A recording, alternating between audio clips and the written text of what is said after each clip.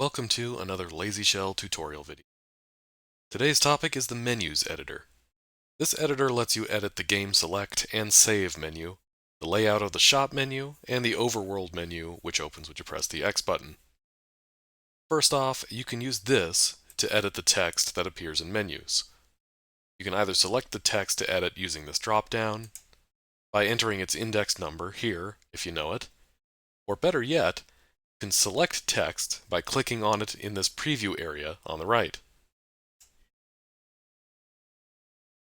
What's more, if you edit the text, you can see what it will look like in that preview area.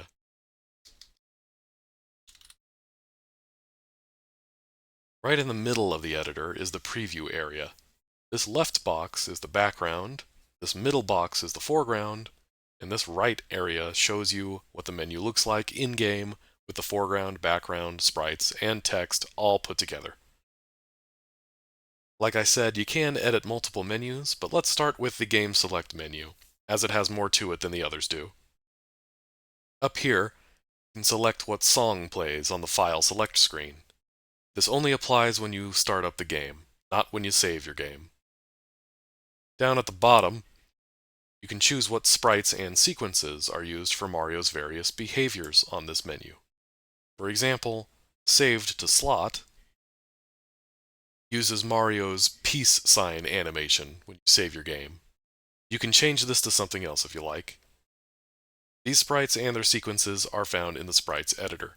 Keep in mind that this preview area doesn't display the full sequence. It only shows the first frame of the sequence. So even though Mario does his peace sign animation in-game, you don't see that being used here, the preview. Mario's just standing still.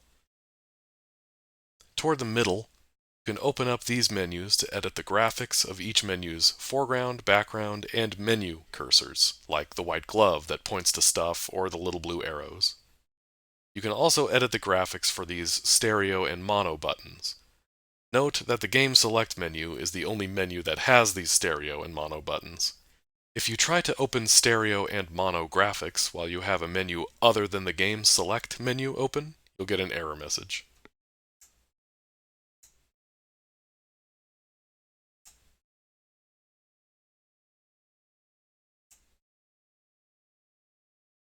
And there are matching palette selections to edit.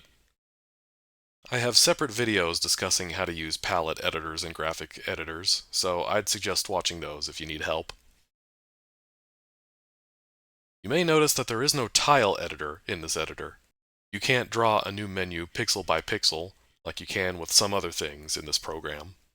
Practically speaking, the only way to edit these menus is to import new images. You can import new foregrounds or backgrounds by clicking this Import button. Keep in mind that the picture you import has to be the same size or smaller than the original, which is 256 by 256 pixels. If you try to import something that's a different size, it may not come through correctly, if at all.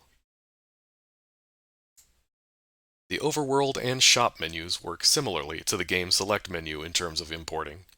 However, rather than importing a full-size foreground, you would only need to edit the basics of the frame that's utilized in these various menus.